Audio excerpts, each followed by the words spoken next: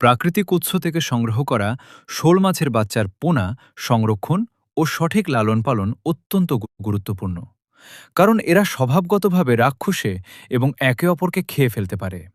তাই পোনা সংগ্রহ ও পরিবহন, হ্যাচারিতে উৎপাদিত বা নদী হাওর থেকে সংগৃহীত বাচ্চার ঝাঁক অত্যন্ত সতর্কতার সাথে সংগ্রহ করতে হবে। পরিবহনের সময় পানির তাপমাত্রা ও অক্সিজেনের মাত্রা ঠিক রাখতে হবে। বেশি ঘনত্বে পোনা পরিবহন করা যাবে না।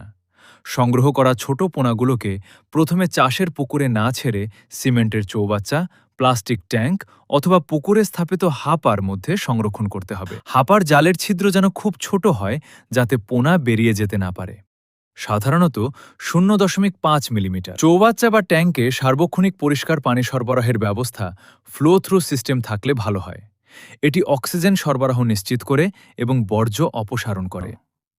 শোল মাছের পোনা ফোটার পর প্রথম কয়েকদিন তাদের কুসুম থলি ইয়োক স্যাক থেকে পুষ্টি পায়।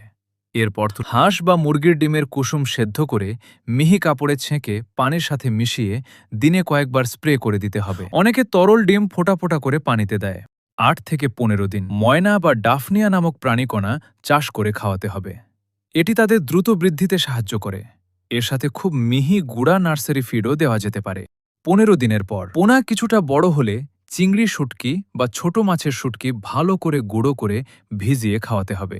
যখন পোনা 1 ইঞ্চি সাইজের হবে, তখন থেকেই তাদের সম্পূরক ভাসমান খাবার ফ্লোটিং ফিড খাওয়ার অভ্যাস করাতে হবে। শুরুতে উচ্চ প্রোটিনযুক্ত 35 থেকে 40% ছোট দানার 1 থেকে 2 মিলিমিটার ভাসমান ফিড দিতে হবে।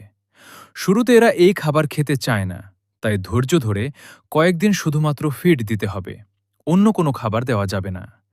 ধীরে ধীরে এরা অভ্যস্ত হয়ে যাবে। ফিড খাওয়ার পাশাপাশি মাঝে মাঝে ছোট চিংড়ি বা কুচো মাছ টুকরো প্রতি 7 থেকে 10 দিন পর পর পোনার আকার অনুযায়ী গ্রেডিং করতে হবে। বড় পোনাগুলোকে আলাদা করে অন্য ট্যাঙ্ক বা হাপায় সরাতে হবে। সব পোনার আকার যেন সমান থাকে।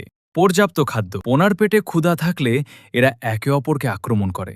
তাই দিনে অন্তত 3 থেকে 4 বার পর্যাপ্ত খাবার নিশ্চিত করতে হবে।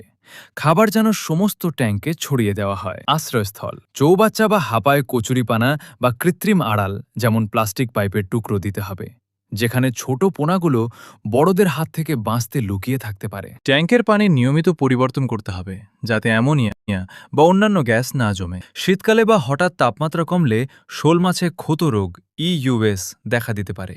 রোগ প্রতিরোধে পুকুরে চুন বা জিওলাইট ব্যবহার করা যেতে পারে। পোনা মজুদের আগে পটাশিয়াম পারম্যাঙ্গানেট বা লবণ পানিতে গোসল করিয়ে জীবাণুমুক্ত করে নিতে হবে। পোনাগুলো যখন 2 থেকে 3 ইঞ্চি